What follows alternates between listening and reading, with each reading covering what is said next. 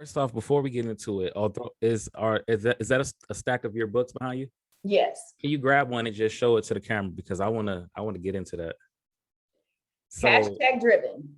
man, so I came across a clip on your IG where of all people, to me, the greatest tight end to ever play, Shannon Sharpe, had came across your book and he was Yes. reading a quote where you mentioned him.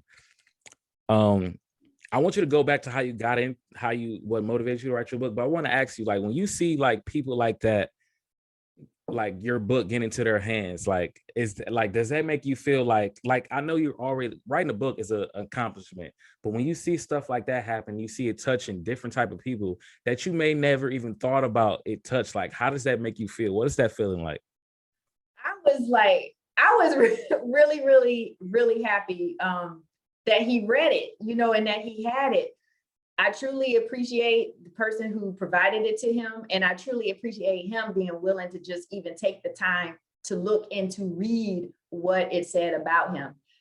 Because, he's Shannon Sharpe, right? Hall of Famer on the sports casting network, but he didn't have to do that. And he doesn't have time. And I'm sure people are always giving him something to look at because they're trying to whatever, get connected to him or whatever. But the story, because I'm not a football, I don't like follow football like that or anything. But it just so happened my very first time going to a Hall of Fame induction ceremony, he was being inducted. And I took my two sons with me. And his speech just touched me so because he talked about a 5-alarm fire. And for me, that was the first time I was able to identify what I was feeling, what I felt as far as having all this drive to excel, especially with all of the obstacles that I faced growing up.